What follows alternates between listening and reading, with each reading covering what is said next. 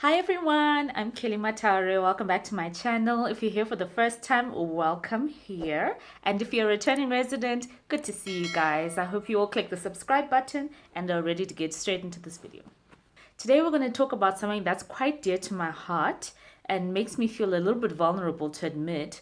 But today I want to talk about breastfeeding and my thoughts about it, what my breastfeeding journey was like, how it worked out for me, and most importantly, being able to make the right decision for yourself regarding you and your baby.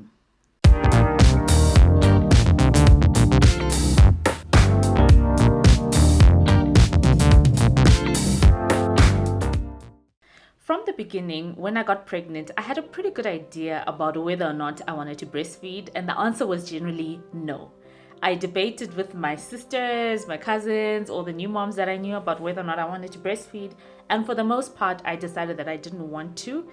But I knew all the benefits of breastfeeding, like it being healthy for the baby, it being good for you, the good hormones, blah, blah, blah, blah, blah. So I said to myself, I'm not going to write off something I've never done before, so I'm going to try it. Fast forward, I'm in the hospital, I give birth. 2 days later, my milk comes in. I'm extremely engorged. I talked a little bit more about that in my postpartum video. I'll link it up here. 2 days after giving birth, I'm engorged. My milk has come in. We're ready to go with the breastfeeding journey. Right off the bat, things did not work out for me while regarding breastfeeding. I had very, very, very flat nipples, which meant it was very difficult for the baby to latch. Now, if you don't know anything about breastfeeding, it seems like a pretty simple thing, right? You have the baby, you have a boob, you put them together, and you're well on your way. Unfortunately, it's not that simple. There's so many things that contribute to whether or not you're going to breastfeed well. Everything from the shape and size of your nipples, whether your baby has a tongue tie, how well they suck, all that stuff. That was already very shocking for me because I didn't know that it could be that difficult, but it ended up being a lot more challenging for me than I anticipated. So for me, because I had flat nipples, every time I breastfed, what I needed to do was get like a syringe, pull out my nipple, and then get the baby to latch. So already the pain of that was just, it was quite painful. And the other thing was, because I had flat nipples, my son would try to overcompensate, and so he had a ferocious latch. He would just like, when he gets on there. And this would happen every single time that I breastfed. So it was really, really painful. And I remember the only time that he ever latched and I didn't yelp in pain was like, I think it was like 8 weeks later. But you can imagine you're breastfeeding around the clock and this kid is just like, he's going in there, and it was really, really painful. So already we got off to a bad start regarding breastfeeding. Despite the pain and everything that goes with breastfeeding, I still made a decision to just try it out, give it some time, give it more than a month, and at least give it a fair shot before I gave up on it or did something rash or anything. So I decided to continue with my journey. So fast forward a couple of weeks into my postpartum period, the exhaustion was kicking in. I was just in so much pain because I had a C-section, and this kid was hungry, hey? Like feeding around the clock. Sometimes he'd be feeding every hour. And it got to the point where I didn't even have freedom. I couldn't even take a nap because of the anxiety of, oh my gosh, the baby might wake up, or I can't do anything. I really enjoyed going for walks the time that I gave birth because I just needed some time to myself. And the entire time that I'd be walking, I'd be thinking, oh my gosh, maybe the baby's up, maybe he's hungry, maybe he's this, maybe he's that. And I was really driving myself into such a frenzy about it. And that lack of freedom really, really hampered my mental health, because even when I was away from the baby, all I could think about was him. Is he hungry? Is he eating? You know, and you start to hear those imaginary screams in the back of your head, like, oh my gosh, is that my baby? Is that my baby? So at that point, I realized that I needed to be able to do something for my peace of mind, to be able to have a break, go for a walk, and know that my baby is not withering away while I'm taking out time for myself. So when he was about 2 or 3 weeks, I started to pump so that I could leave some milk in the fridge so I could go for a walk and not have to stress about the baby starving to death, right? And that pumping journey was terrible. It was terrible. Pumping is so tiring and so exhausting. I'm not talking about this for everyone. There's some people who are really, really good at the pumping thing and the breastfeeding thing, but for me, it just became a lot. It got to the point where if I wanted to go to the shops on a Thursday, on a Wednesday morning have to start thinking, okay, I need to pump. And it would take me like an hour and a half, and I'd pump like 60 mils. And my son would be like, done, what's next? And it just wasn't working for me. But I tried. I gave it a fair shot. I was pumping around the clock. I was really doing my best. In retrospect, had I waited a little bit longer, my supply probably would have caught up to my son's appetite and would have allowed me to be able to pump at the same time. But it didn't work for me. I didn't have the patience, and it was driving me crazy. So when he was 6 weeks, I talked to his pediatrician about it, because at the time I was supposed to get back to work. I also just needed to be able to have time away from myself. And that's when I asked her about formula. So she said to me, look, breast is best, of course. Breast is best. Breastfeed whenever you can. But let me tell you the problem with pumping.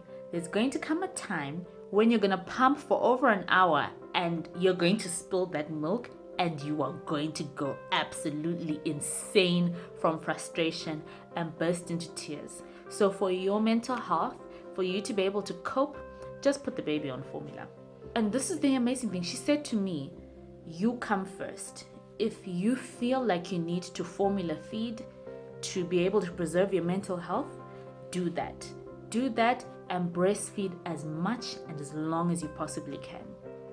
And my mind was like, oh my goodness, did the doctor say I can formula feed? This is crazy.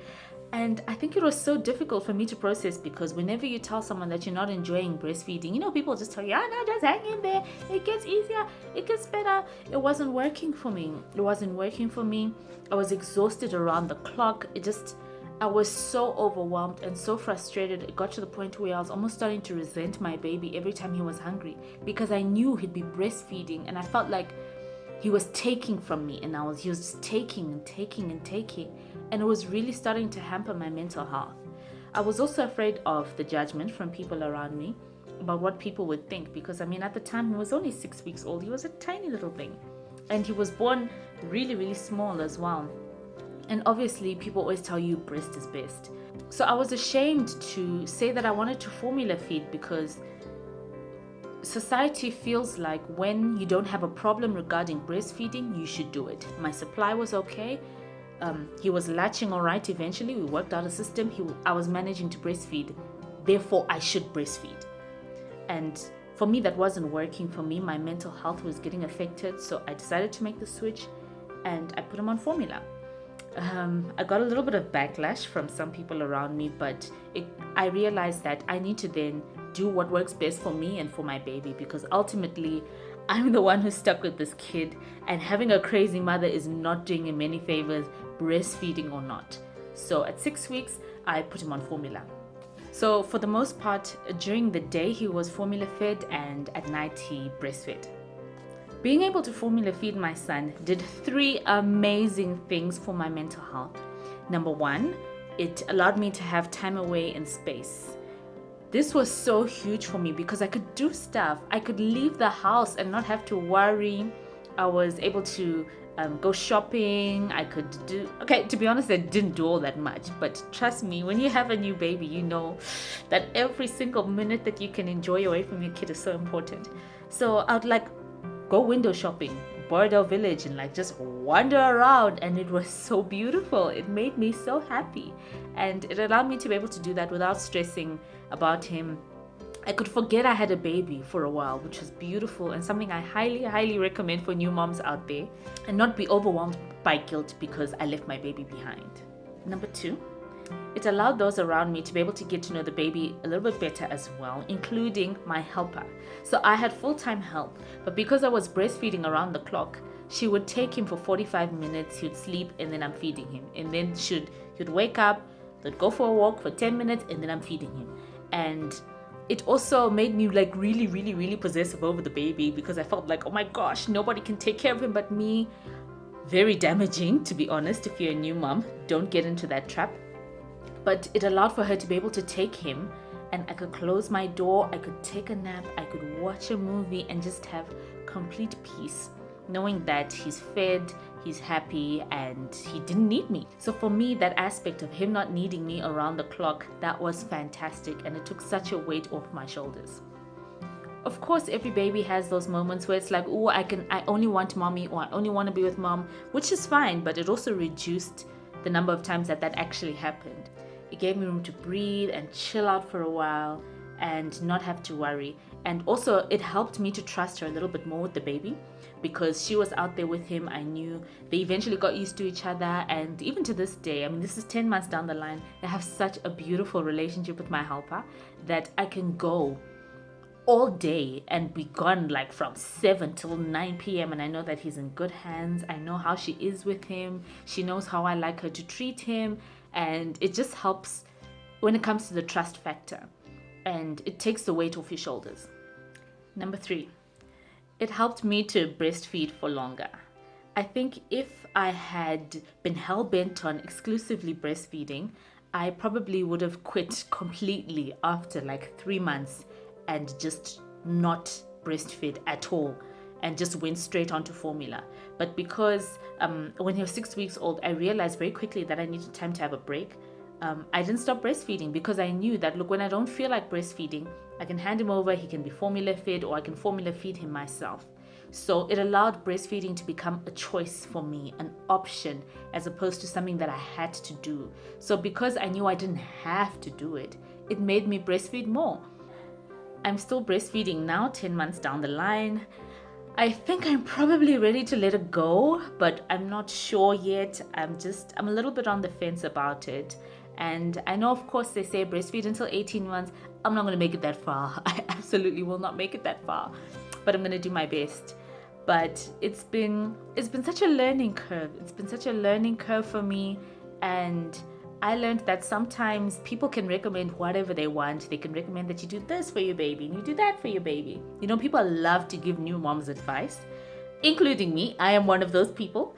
But I think ultimately you need to decide what works for you, what works for your child, and your mental health comes first. No matter what it is you're doing, no matter what it is you're going through, your mental health has to come first. As a new mom, you then learn to really sift information, because not everything is copy and paste. So what works for the Ndlovu family or the Malaba family or the Johnson family is not necessarily going to work for you. So it's also important for you to learn to carve your own path and realize very quickly what kind of a baby you have, what kind of a relationship with your baby you have, and how your relationship with breastfeeding is going for you personally as a family. If it's making you miserable, if you are in tears constantly, if it's making you depressed, it might be worth it to consider other options. There are some people out there who are really, really good at breastfeeding. They'll breastfeed their kids until they're like 4 years old. Power to you, sister. That is fantastic. I'm really happy for you. You do you. But for me, that was not the case. It did not work. And I made a decision that I think really, really saved my mental health at the time, and overall made me a happier and better mom to my son. There's just so much that new moms go through, you guys. It's everything. It's like constantly second guessing yourself. Are you doing the right thing? Who is this creature that's suddenly on you all the time? It's a lot. I don't think people pay enough attention to the transition that women go through, whether it's from being just a woman or just a wife to becoming a mother. Like, it is absolutely insane. I remember when I was pregnant, I did all the research in the world about pregnancy, childbirth, all that stuff. I was an expert. I could have lectured a class, but I did absolutely no research on what happens after you have a baby and everything that you go through from that period. So a lot of the stuff was quite shocking. I'll link my postpartum video here. Before every woman gives birth, she kind of has this expectation of how she wants things to go when the baby's born. Oh, okay, so our day's going to be like this and it's like that, like that. The baby's going to do this and I'm going to do that, which is beautiful. Of course, every woman should have expectations on what they want to happen, but sometimes it doesn't always go that way and you have to adjust. For example, I'd pictured, me sleeping next to my son while he naps during the day. Oh, newborns nap for hours and hours all day, and oh, it was wonderful. And it was, until 6 weeks, when my son became a professional power napper. My son would never sleep for more than 30 minutes at a time. And he's 10 months now, and that's still the case. Occasionally, these days, he'll take maybe the odd hour here and there, but he's generally a power napper. He takes 2 30-minute naps in a day, and he's good. That threw me off. I tried everything to control his sleep. We've sleep trained, we've done this, we've done that, until eventually I just had to lean into the chaos and say, look, he's his own person. He doesn't like to nap during the day. If I can squeeze out that 30-minute nap from him, then that's excellent. And I had to kind of just let it go and be like, ooh, okay, Kelly, it's fine. It's not a measure of you as a mother. Anything that's happening with him does not mean I'm a bad mother. But thoughts like this quickly can poison your motherhood experience. So I'd recommend go in with expectations, of course, but be flexible enough to change if things are not working. Don't stick to a method that is not working for your family. You're only damaging yourself. Also, these people are very simple. Babies are very, very simple. So don't overcomplicate your life. Honestly, I would formula feed him and think, oh my gosh, I'm damaging my baby. And for him, he was happy. He's like, thanks, Mom. And he was so happy. Until I realized, you know what? This kid just wants to eat. He's not too fussy. He's not really bothered. Is he formula fed? Is he breastfed? He's happy. And what he would see was his happy mom smiling down at him while I was formula feeding. And I think for me, that's more important than me being filled with bitterness and in tears while trying to breastfeed. So for me, my son didn't care. Breastfed, formula fed, he was just a hungry baby. All he wanted to see at the end of the day was his mom smiling at him whenever he's having a meal, and he's happy. That's all I have for you today, everybody. Thank you so much for watching. Don't forget to click the subscribe button and click the bell icon so you can get notifications whenever I post. Motherhood is a heck of a journey, and I'm so excited to be able to share it with you. If you have any questions, let me know in the comment section down below. I'll be happy to answer them. And let's just have a bit more of a discussion on this. How was your breastfeeding journey? And I want partners involved too. How did your wives handle it? How did they go through everything that they went through? And what was it like for you to watch them go through that? So I'd love to know down below. Thank you so much for watching. I'll see you in the next one. Bye.